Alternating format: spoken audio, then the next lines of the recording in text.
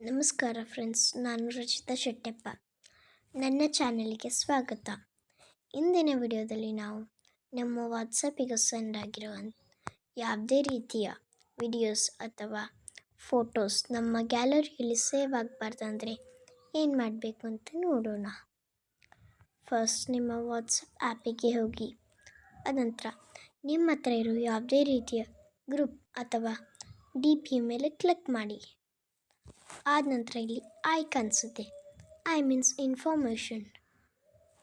ಇಲ್ಲಿ ನಿಮಗೆ ನೋಟಿಫಿಕೇಷನ್ಸ್ ಆದ ನಂತರ ಮೀಡಿಯಾ ವಿಸಿಬಿಲಿಟಿ ಕಾಣಿಸುತ್ತೆ, ಸೆಕೆಂಡ್ ಆಪ್ಷನ್. ಅದ್ರ ಮೇಲೆ ಕ್ಲಿಕ್ ಮಾಡಿ.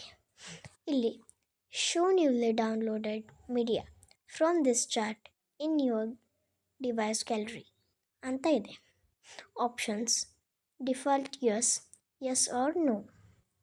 ನಿಮಗೆ ನೋ ಮೇಲೆ ಕ್ಲಿಕ್ ಮಾಡಿ, ಆದಮೇಲೆ ಓಕೆ ಅಂತ ಕ್ಲಿಕ್ ಮಾಡಿ. ಇವಾಗ ನಿಮ್ಮ ವಾಟ್ಸಪ್ಪಿಗೆ ಸೆಂಡ್ ಆಗಿರೋ ಯಾವುದೇ ರೀತಿಯ ವಿಡಿಯೋಸ್ ಅಥವಾ ಫೋಟೋಸ್ ನಿಮ್ಮ ಗ್ಯಾಲರಿಯಲ್ಲಿ ಸೇವ್ ಆಗೋಲ್ಲ, ವಾಟ್ಸಪ್ನಲ್ಲಿ ಸೇವ್ ಆಗುತ್ತೆ. ಈ ವಿಡಿಯೋ ಇಷ್ಟ ಆದರೆ ದಯವಿಟ್ಟು ಲೈಕ್ ಆ್ಯಂಡ್ ನಿಮ್ಮ ಫ್ರೆಂಡ್ಸಿಗೆ ಶೇರ್ ಮಾಡಿ. ನೆಕ್ಸ್ಟ್ ವಿಡಿಯೋದಲ್ಲಿ ಸಿಗೋಣ. ಈ ಚಾನಲ್ನ ಸಬ್ಸ್ಕ್ರೈಬ್ ಮಾಡಿ.